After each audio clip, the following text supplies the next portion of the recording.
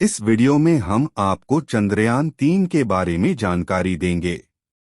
इसरो सूत्रों के मुताबिक अलग होने के बाद लैंडर को डीबूस्ट धीमा करने की प्रक्रिया किया जाएगा ताकि उसे एक कक्षा में स्थापित किया जा सके जहां से पेरिलियन चंद्रमा से निकटतम बिंदु 30 किलोमीटर और अपोलियन चंद्रमा से सबसे दूर का बिंदु 100 किलोमीटर दूर है। चंद्रयान-3 की बुधवार को चौथी बार कक्षा बदली गई और वह चंद्रमा की कक्षा में 5वें और अंतिम चरण में सफलतापूर्वक प्रवेश कर गया।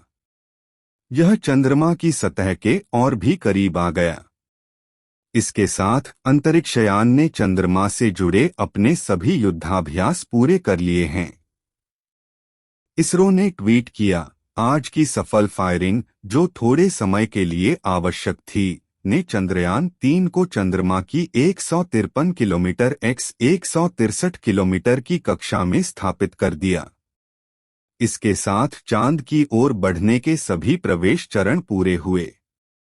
अब प्रोपल्शन और लैंडर, जिसमें लैंडर और रोवर शामिल हैं, के अलग होने की तैयारी है। बृहस्पतिवार को लैंडर और प्रोपल्शन मॉड्यूल अलग होंगे। इस तरह पहुंचा चांद के पास। 14 जुलाई को श्रीहरिकोटा से रवाना होने के बाद चंद्रयान-3 ने 3 हफ्तों में कई चरणों को पार किया। 5 अगस्त को पहली बार चांद की कक्षा में दाखिल हुआ था। इसके बाद 6, 9 और 14 अगस्त को चंद्रयान-3 ने अलग अलग चरण में प्रवेश किया। इसरो ने इन 3 हफ्तों में चंद्रयान-3 को पृथ्वी से बहुत दूर स्थित कक्षाओं में स्थापित किया। डीबूस्ट कर धीमी की जाएगी रफ्तार। इसरो सूत्रों के मुताबिक अलग होने के बाद लैंडर को डीबूस्ट धीमा करने की प्रक्रिया किया जाएगा ताकि उसे एक कक्षा में स्थापित किया जा सके जहां से पेरिलियन चंद्रमा से निकटतम बिंदु 30 किलोमीटर और अपोलियन चंद्रमा से सबसे दूर का बिंदु 100 किलोमीटर दूर है। 23 अगस्त को चंद्रमा के दक्षिणी ध्रुवीय क्षेत्र पर सॉफ्ट लैंडिंग का प्रयास होगा। चंद्रयान-2 की गलती से लिया है सबक, सोमनाथ। इसरो प्रमुख एस सोमनाथ ने कहा कि इस बार हम चंद्रयान-2 वाली गलती नहीं दोहराएंगे। लैंडिंग प्रक्रिया की शुरुआत में वेग लगभग 1.68 किलोमीटर प्रति सेकंड है, लेकिन यह गति चंद्रमा की सतह के क्षैतिज है। यहाँ चंद्रयान-3 लगभग 90 डिग्री झुका हुआ है। इसे लंबवत होना है तो क्षैतिज से ऊर्ध्वाधर में बदलने की यह पूरी प्रक्रिया गणितीय रूप से एक बहुत ही दिलचस्प गणना है। हमने बहुत सारे सिमुलेशन किए हैं। पिछली बार हमें यहीं पर समस्या हुई थी। सोमनाथ ने कहा, इसके अलावा हमें यह सुनिश्चित करना होगा कि ईंधन की खपत कम हो, दूरी की गणना सही हो और सभी एल्गोरिदम ठीक से काम कर रहे हों।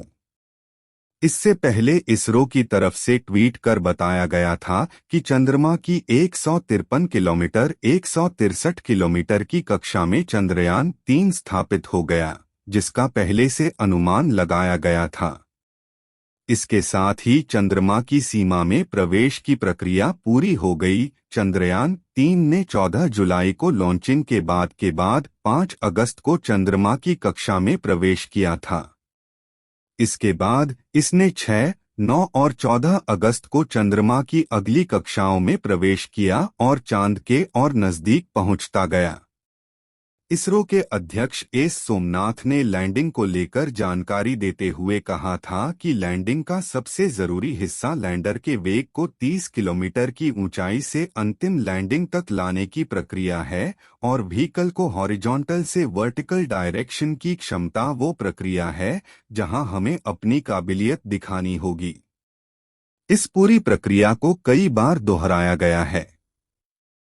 इन सभी चरणों में आवश्यक प्रक्रिया को नियंत्रित करने और उचित लैंडिंग करने की कोशिश के लिए कई एल्गोरिदम लगाए गए हैं।